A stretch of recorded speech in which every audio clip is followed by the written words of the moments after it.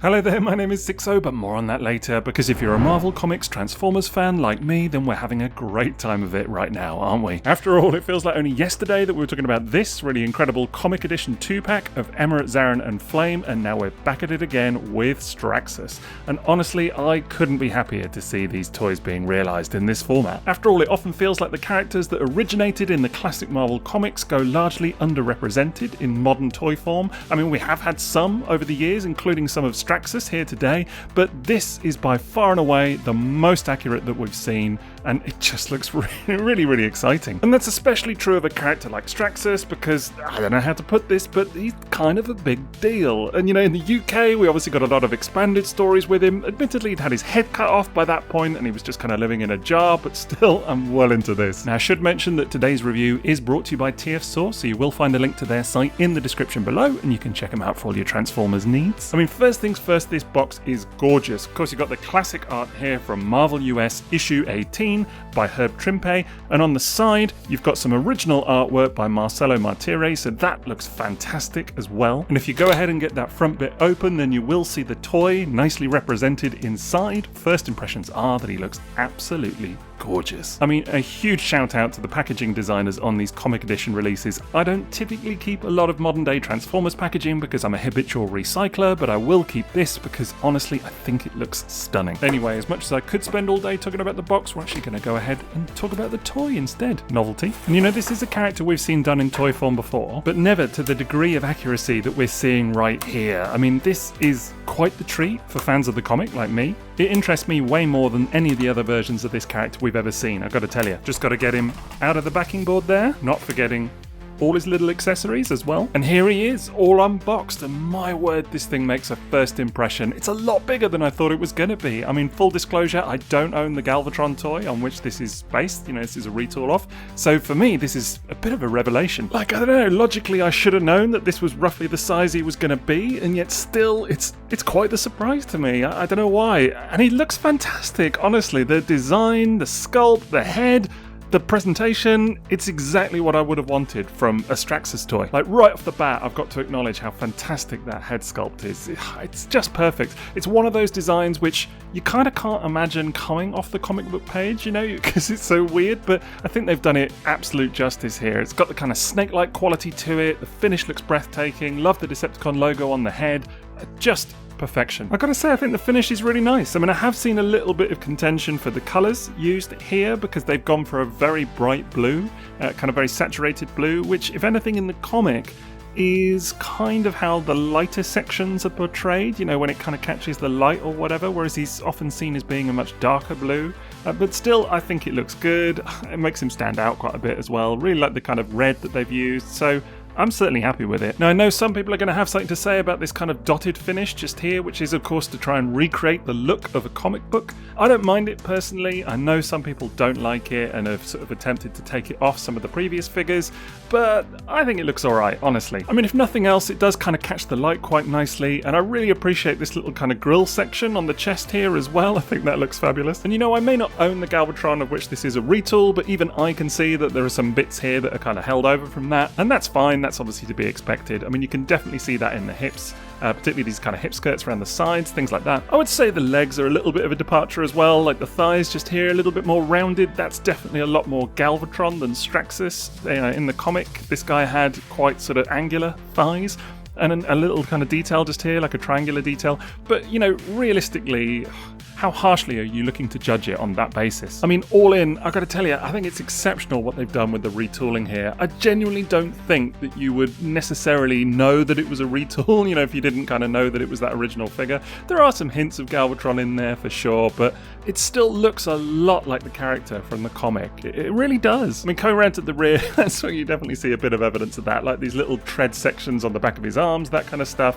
That is absolutely Galvatron, of course it is, but, you know, it works here. I'd obviously rather not have them, but c'est la vie, you know, they've done a great job with it overall. And you know, weirdly, even stuff like these shoulder panels, which actually they have folded up to kind of make it look less like Galvatron, I actually prefer them folded down, which I know sounds counterintuitive because that is quite inherently Galvatron in terms of the look. But to me, actually, that looks more like the comic. So straight away, I was like, oh, maybe I prefer that. I don't know. Gotta see how I feel about it. And yeah, if I'm being completely honest, probably my only nitpick is those tread sections. Honestly, like that's a little bit cumbersome and they do kind of stick out a bit. So I could have done without those, but I also accept that that's kind of part of the inherent molds.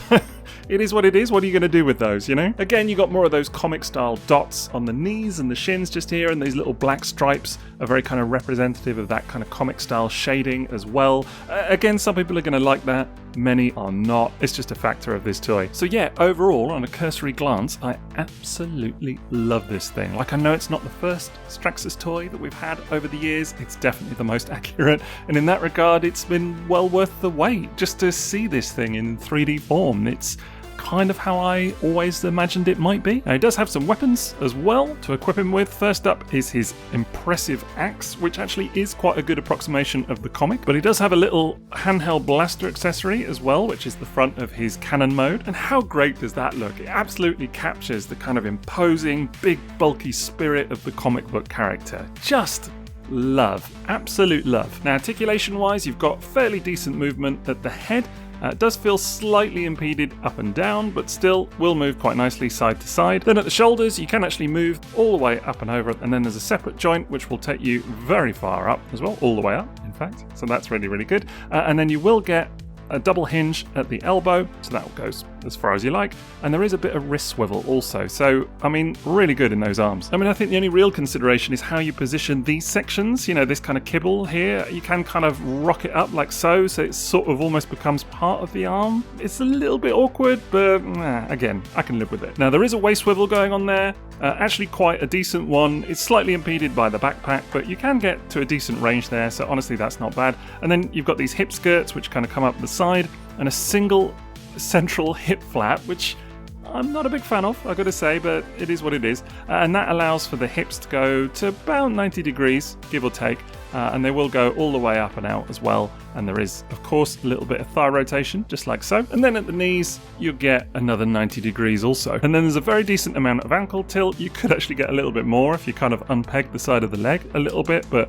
not really supposed to. But hey, you can cheat, which overall makes him a lot of fun to pose. I mean, he's definitely not the most articulated figure in my collection, and there are some compromises, you know, like the hip skirt and things, but overall, really, really good. I like how he handles. Now, one thing that is quite cool is some weapon storage at the back here, because if you don't want to use the cannon, you can just plug it into his backpack, and that works really nicely. Now, technically, you can do the same with the axe as well. You just got to get this little section out the way first, and then it tabs into this backpack piece there. So you do need to make the room for it.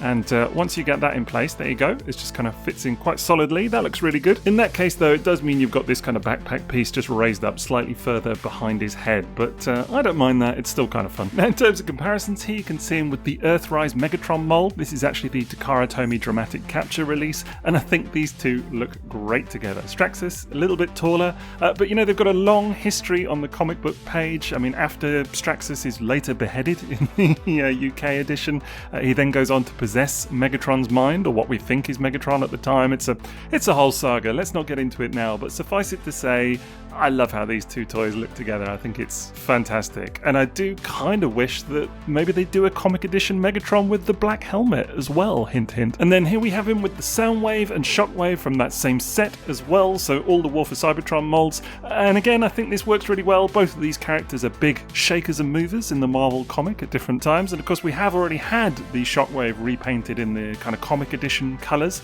and there was gonna be a Soundwave as well, as it turns out, as we found out on Triple Takeover with Evan, the designer, and that got bumped for the Zaran. They were going to do the purple comic edition Soundwave with the mouth and everything, but maybe we'll still see that another day, who can say. Here you got him next to Legacy Blitzwing, another leader class toy, same as Straxus, so you can kind of get a feel for how big he is versus that triple changer just there, and again, I think that works really nicely. And then here he is with Earthrise Optimus Prime, and I don't have the new Studio series to compare, but obviously that's a little bit larger, but still I think this works fine. That's a good height to me. But naturally the real prize is seeing him next to some of the other comic edition releases as well. So here we have him with Zaran and Flame, that 2-pack that I mentioned earlier, and with the War for Cybertron Impactor as well, just because, you know, it's all comic original characters. And this is everything to me. Honestly, just seeing these characters represented so well in toy form after so many years, dream come true, what can I say? Like, obviously there's fantastic things being done with many eras of Transformers, but for an old school Marvel kid like me that has never seen these characters done in toy form before very often, and if they have been, it's not to this degree of accuracy. As I say, it's just everything I could have wanted. And of course the same is also true of Straxus from the recent Legacy line, and again, you know, it's just such a gift. I can't really believe the kind of level of faithfulness that's being applied to these. Even if they are retools or whatever, they don't feel like retools. Like, they could have just given them a new head and called it a day, and they absolutely haven't done that. So I know there'll be quibbles about it, whatever, but I just think it's a terrific job on all counts. I mean, hey, get these guys a pair of chairs and you've got yourself a fabulous set of comic-accurate Decepticon Warlord bookends. Alternatively, you know, I can kind of imagine people posing him with their G1 figures as well, because we've never had a G1 toy of Straxus, so I've kind of tried to pose him here as much like a Generation 1 figure, you know, kind of an original 80s figure as I can, but you can at least see him with some of the classic G1 toys that are represented in the same fiction as he is, you know, the same stories. You've got the Insecticons, you've got Blaster. Something about it works still to my eye, I don't know. Or, you know, for a final comparison, here he is with my custom G1 Scrounge, who obviously comes to a very unfortunate end in the comic. If you've read it, you know exactly what I'm talking about, and if you haven't, look it up, that's all I'll say. But yeah, this was made by the very talented @RockLordsRock on Instagram. You should go and check him out, but exceptional work, and I love how this looks. Anyway, let's check out Transformation and mix it up with something that many of you have talked about in the comments on recent videos. It's time to bring back the piano.